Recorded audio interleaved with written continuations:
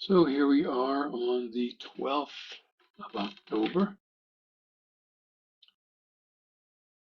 continuing with the slogans in the seventh and last point of the 7 points of mind training, the Lojong practices. Last week we had a look at that first one in that point. All spiritual practices should be done with one intention.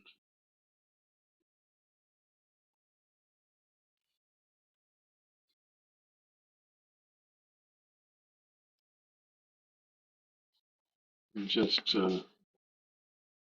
quoting again from Jamgon Control in that yellow book.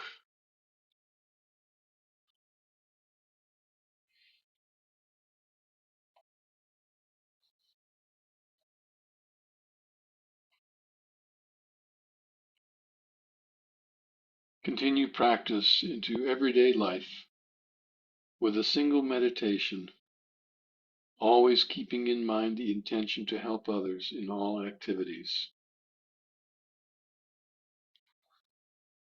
Period. Um, use one practice for everything. That's the practice.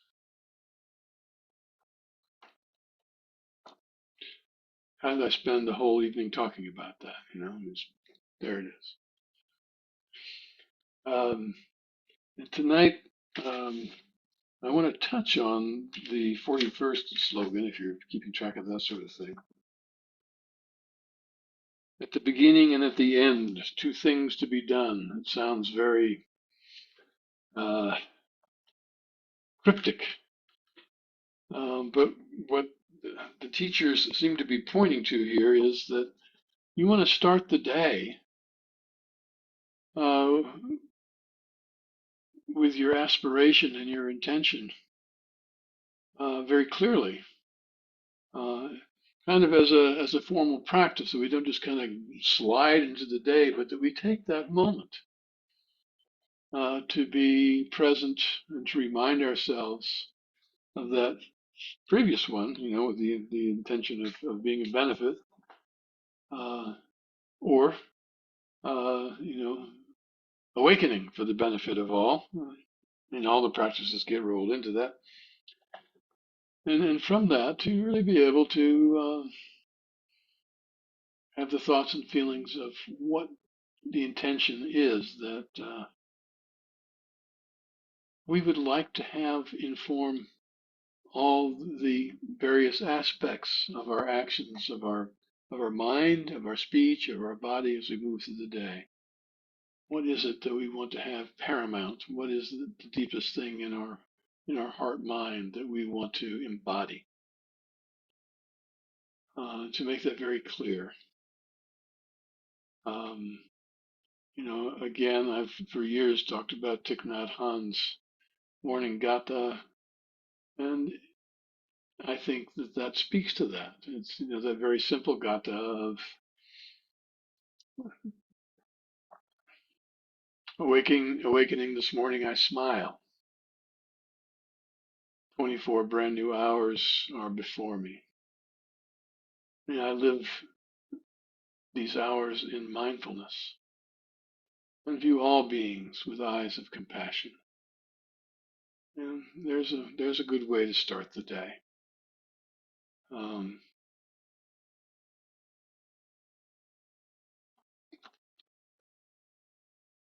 and of course, there are other ways also.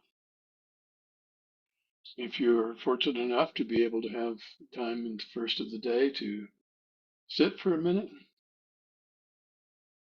or longer, and that also can help set the tone of the day.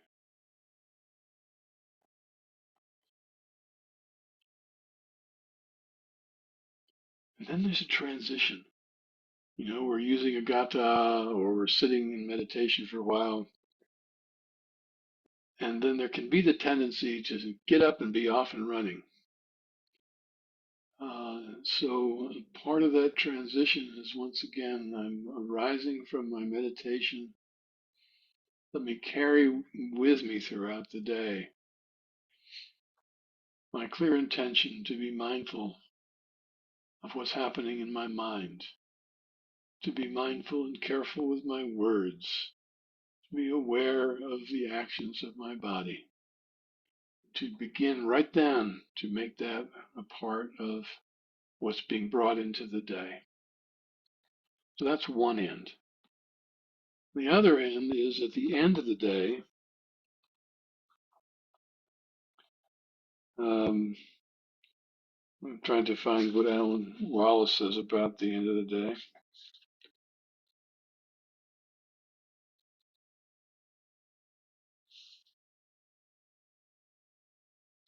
Well, he suggests meditating again in the evening, of course.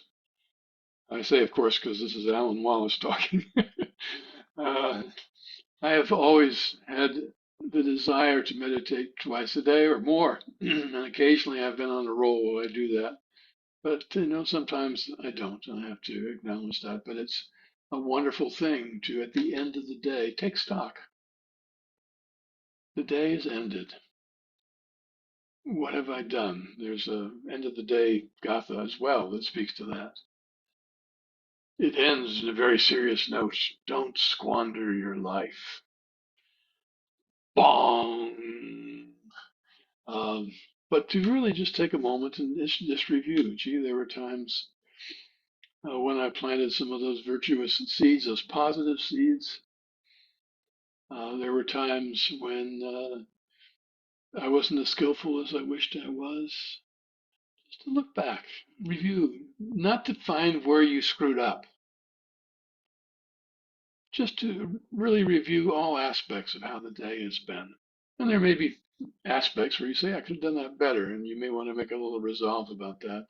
But certainly pay attention to the beauty and the joy that's been part of your day as well. So that's the end of the day, the two ends.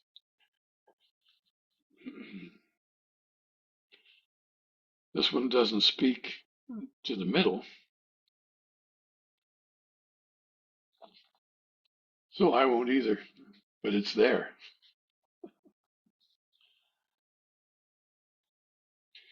The other one that I wanted to speak about is the 44th slogan, which in Alan Wallace's book is called Learn the Three Difficult Points.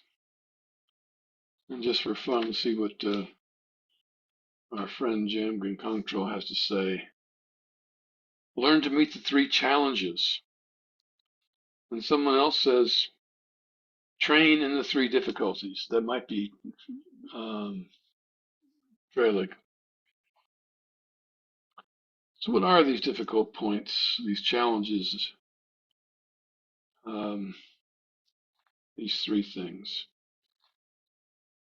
And since Jamkin Control is so pithy and short, the first challenge is to recognize disturbing emotions. Then, second, to overcome them. Then, third, the final challenge is to cut their continuity. Therefore, you should train to meet these challenges. First, recognize disturbing emotions for what they are as soon as they arise. Then stop them by taking corrective measures. Finally, be decisive in your attitude that such disturbances will never arise again. Hmm.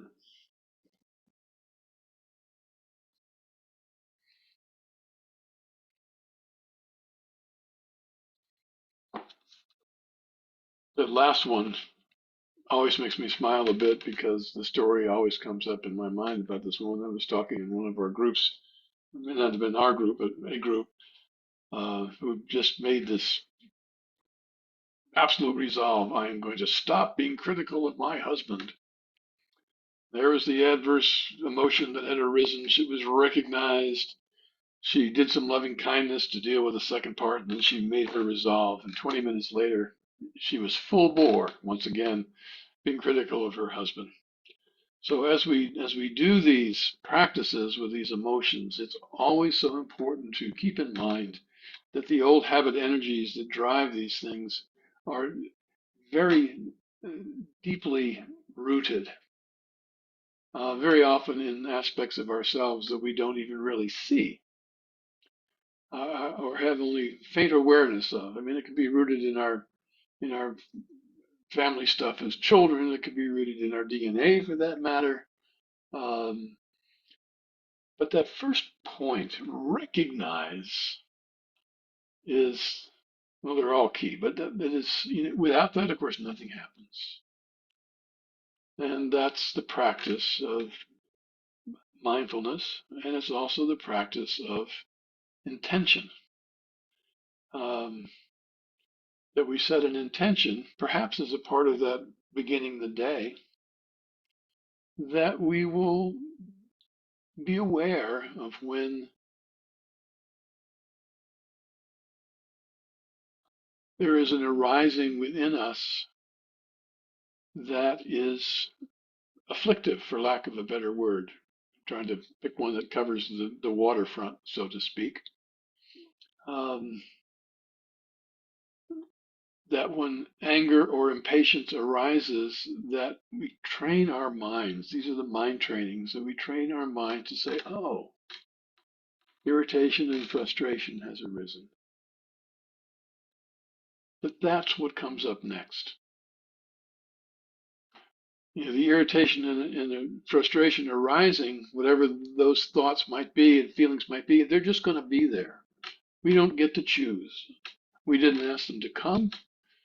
We did not even expect them to come some of the time, most of the time, probably. And suddenly, there they are. It's our causes and conditions. In a way, we have nothing to do with them. There they are. And, now rather than being swept away in what usually happens with our habit energy and going into our tapes and our stuff and our ranting and our self-righteous indignation and all that lovely stuff that at times can feel so good until later. Instead, we have set that intention that we say, oh, this is irritation and frustration. It's arisen, it's here in me now. If we have the capacity and the time and the space in that moment to really be there with it, that's wonderful. How's that feeling in my body? What's going on there? How's my stomach doing? Is it nodding up? Well, yeah, I guess it is a little bit. My jaw tension? Yeah, maybe I can release that a little. That we're paying attention to our body, that we're paying attention to our minds as as these things arise within them. Um, this really is a training. All the time we certainly see in others, and perhaps in ourselves as well, increasingly, times that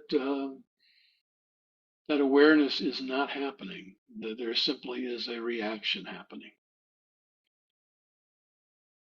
In ourselves, of course, sometimes that is, oh my goodness, I got so frustrated and angry, and my grandson's only 3. What's going on? Or whatever. I got so angry at that driver, I didn't think, oh, there goes Uncle John, or whatever might be helpful to you. And then we can reflect on that and say, oh, there it was. There it was. It'll come again. They always do. And when it does come again, I will recognize it earlier. Um, and, to recognize it already means that there is space. It's how we recognize it. There's space to recognize it. We're not all crammed up where we haven't got room to see what's happening. We've created space. How do we do that? We do that with our sitting practice, with our spaciousness, with the slowing of the process of conceptual thought that's always hammering away, of beginning to watch it instead of be caught up in it. That creates the space, and that takes some time. But every time we sit down and set the intention, I'm going to sit, I'm going to relax. I'm going to place my attention on my breath.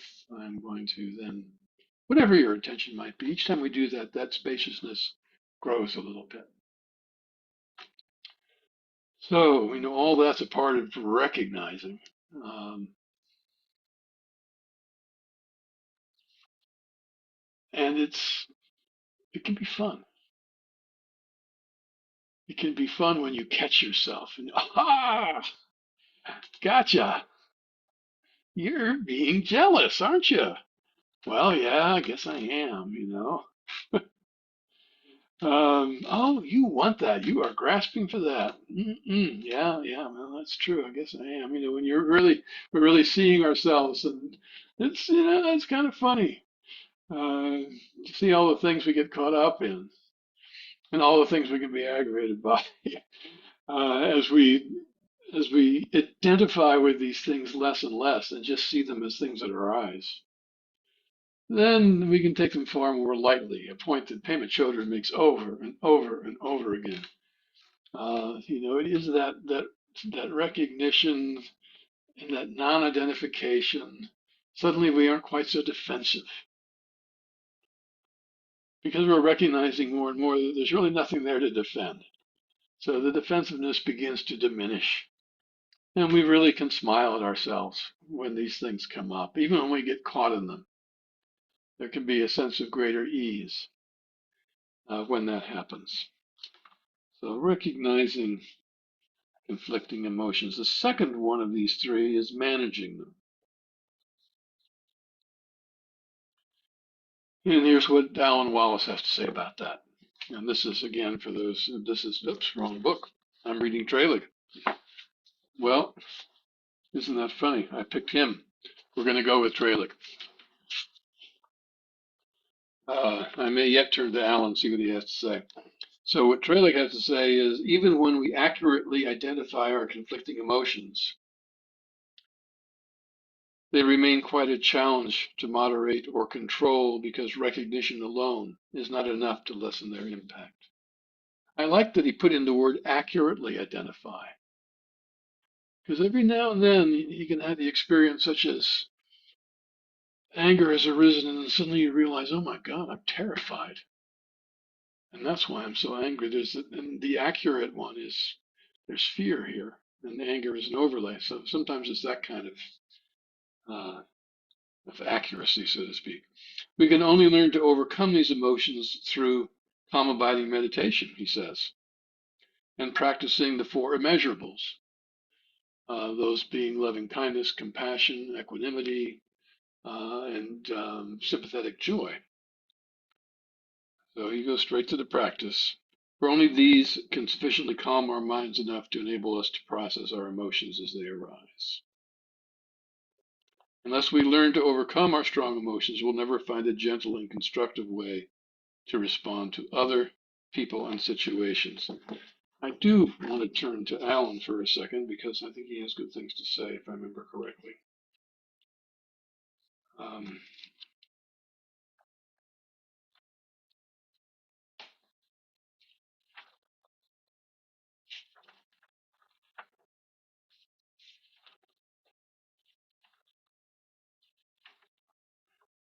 he calls them the three austerities.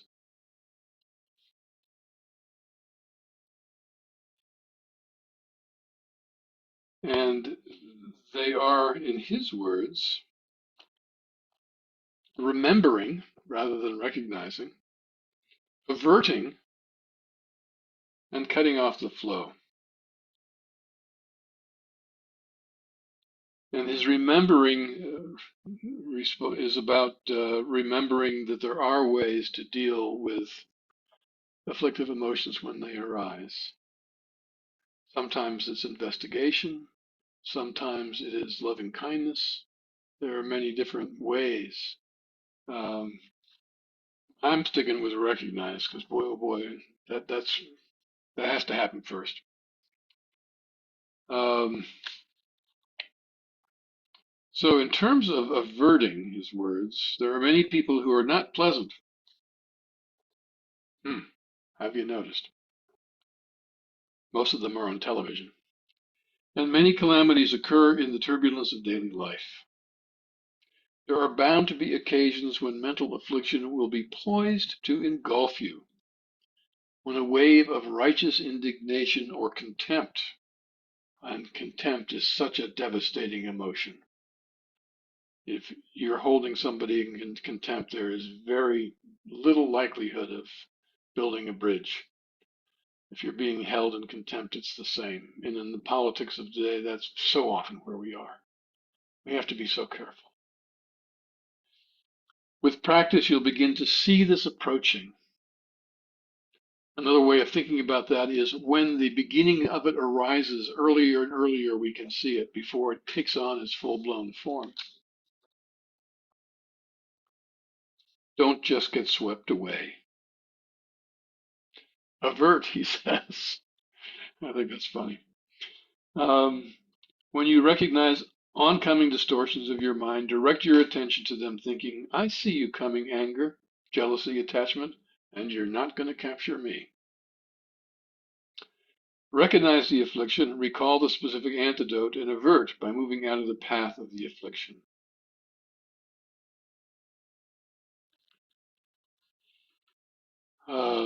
So that's very active. It does not really speak to acceptance, and it does not really speak to investigation.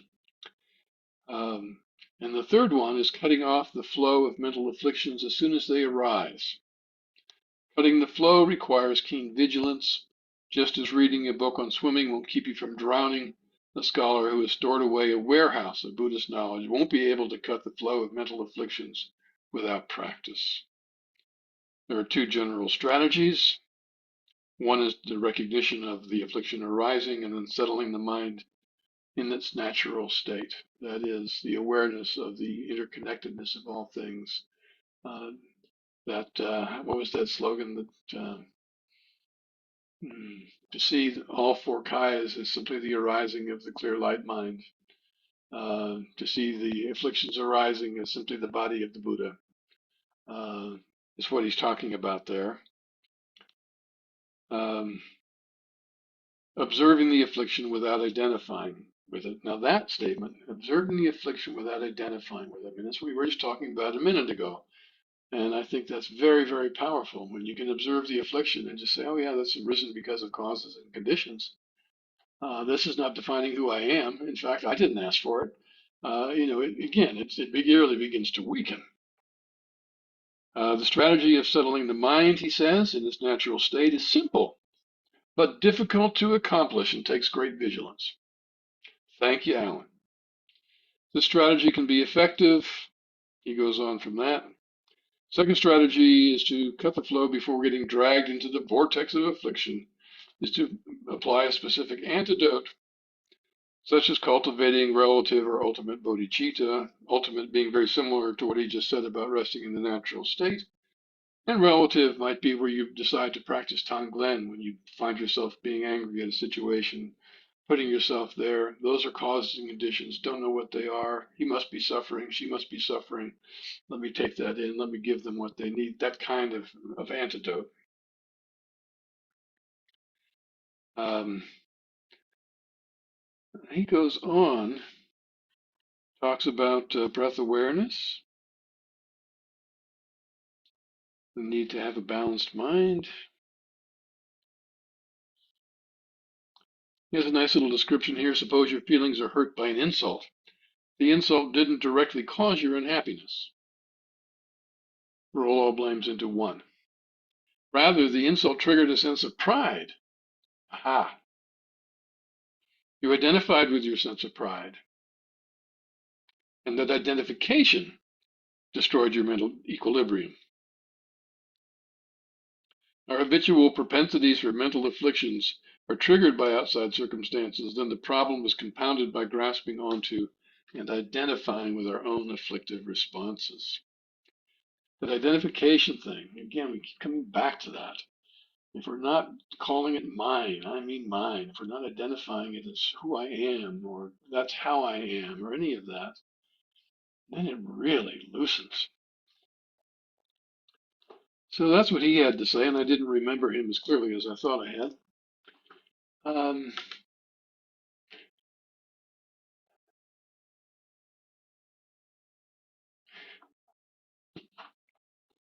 and I didn't check out Pema on this one yet. Somewhere, someone is bound to say something on the order of, if you really want to transform an afflictive emotion, um, picking anger and frustration and irritability and all its ramifications as an example, because it seems to be the one that's most often written about and probably is most destructive of them.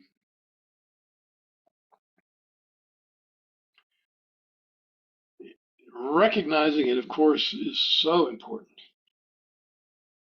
And the second step that Control calls, um,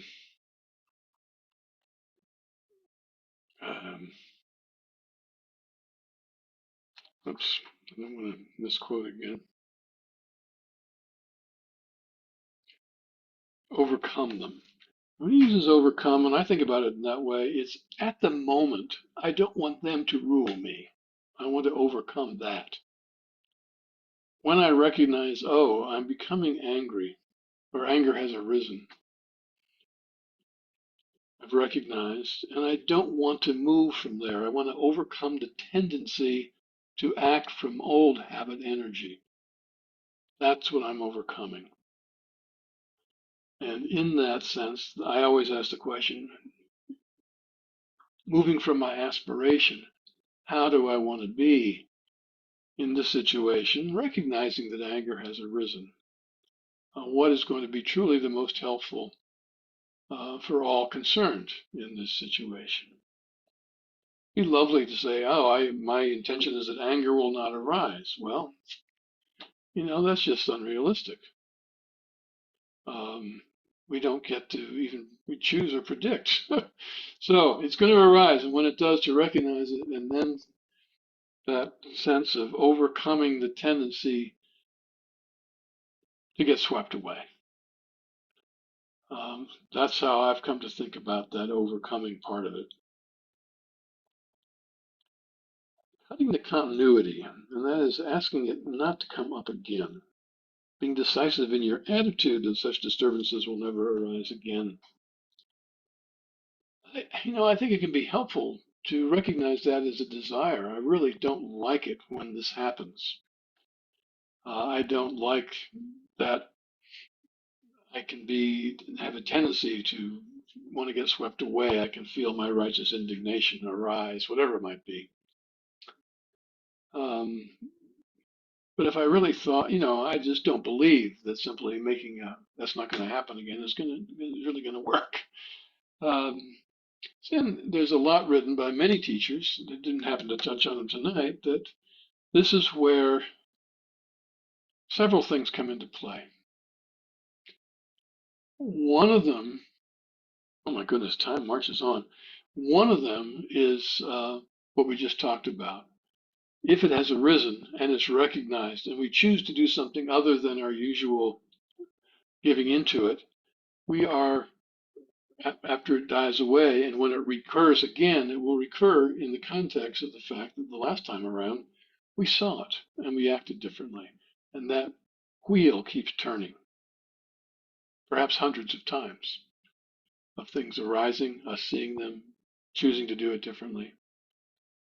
Um, and a part of that is, behind that is the recognition, as I mentioned earlier, that these all have a lot of them. Some of them, okay, there's passing show. It's all passing show, but some of them it's easy to see that. In others, it feels like the roots are very, very deep. The eggplant is very big below the little green top. That analogy. Um, So not to be disappointed or hard on yourself if it arises again, because it will. Um, Allow it to be there when you have the space to do so. You may not want to do that right in the moment, but when you have a chance, you can bring that back up when you're sitting. you can see it again. You can see that I can sit here calmly and at ease, having relaxed my body and mind. And I can bring up the situation, and I can even retouch that feeling that was so intense and so difficult. And as I look at it now, it's hard to get a hold of. It seemed at one point like it owned me, and now I can't even really grasp it at all. It's I kind of see it, but it gets away. It's nebulous. Um, I see the thoughts that arise and their body sensations. What else is there? And we begin to deconstruct these feelings and recognize that they are not the solid monolithic objects that they sometimes appear to be, but really are just part of a process that's flowing and affected by so many things, and that gradually loses its potency in that way. And that is what makes it less likely to arise, or when it does arise, less likely to arise with the force that it did before. And you probably have seen that in your own practices. Something that really used to just ring your bell. Now you can kind of watch it come and go. Maybe you're a little annoyed, but it doesn't do what it used to do. And a lot of people recognize that. They never practiced Buddhism. They just lived their lives and saw that that was the way it was. Um, so recognize, not respond in the moment, and learn how to work with these things so that we identify with them less.